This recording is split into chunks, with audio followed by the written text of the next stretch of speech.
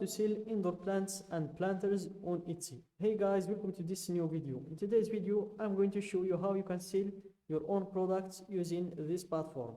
So to get started first, I'm going to explain the platform for you. So Etsy.com is a platform where you can sell your own products or where you can buy the other sellers' products. So as you can see here, we have a lot of products to buy from, and if you want to be one of these sellers, you can just go to your top right, click on the shop manager button, then you will proceed to setting up your Etsy shop. So here, in order to set your Etsy shop, you will need to go through 6 steps, as you can see, starting with the shop preferences. Then you'll go to naming your shop, then stocking your shop, choosing how you'll get paid, setting up a billing, then choosing your shop's security. So let's start from the first step, which is the shop preferences. So here you start with choosing the shop's language, the shop's country, and the shop's currency. So for the currency, I'm going to change it to the United States dollar. Then click on save and continue to proceed to the next step, which is choosing a name for your shop. So here I'm going to choose this name for my shop. This one, I'm going to choose it for my shop. Then I'm going to remove the spaces between words, and I'm going to shorten it to be between 4 and 20 characters. Then click on save and continue to proceed to the next step, which is stocking your shop. So here in this step, you will need to add some photos and details about your item. Fill out what you can for now. You'll be able to edit this later. So guys, before filling out the details and adding photos and those stuff, first click on save and continue, just to see the 4 required fields to fill in order to proceed to the next step. So these 4 fields are required to fill, or sections are required to fill, starting with photos. The bare minimum is at least 1 photo. Then we have the inventory, where also you will need to fill the prices field. Then you have the listing details. Also you will need to answer these 3 questions: title, category, and description. Then we have the shipping, where you will need to fill all of these red fields. So let's get started first by photos. So here, add as many as you can so buyers can see every detail. Use up to 10 photos to show your item's most important qualities. And for some tips, use natural light and no flash.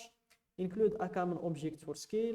Show the item being held, worn, or used. Shoot against a clean, simple background. Add photos to your variations so buyers can see all their options. Then we have the video. So here, bring your product to life with a 5 to 15 second video. It could help you drive more sales. The video won't feature sound, so let your product do the talking. And for some quick tips, film wearable items on a model or show a functional item being used. Adjust your settings to record high resolution video and aim for 1080 pixels or higher. Crop your video after you upload it to get the right dimensions. And if you want to learn how to make videos that sell, you can just click on this link.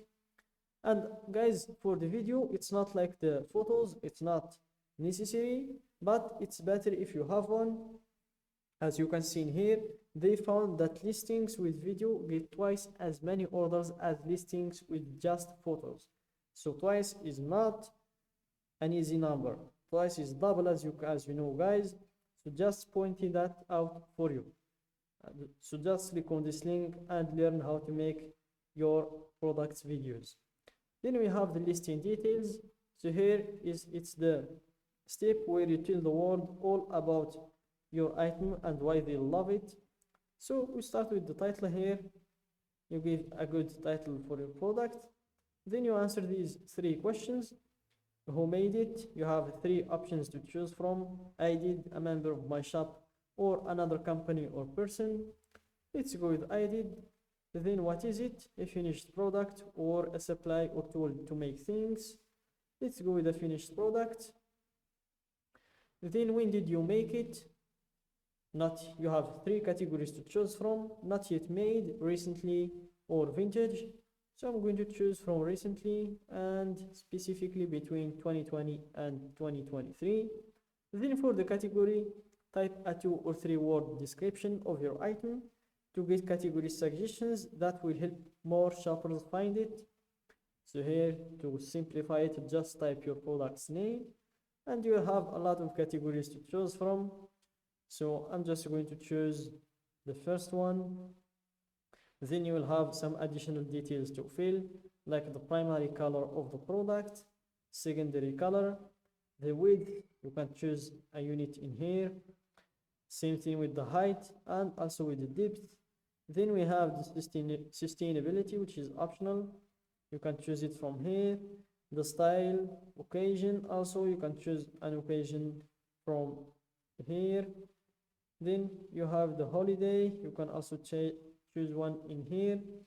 Then for the renewal options, if you want to choose an automatic renewal, which costs 20 cents each time, or if you want to choose the manual one, which is free.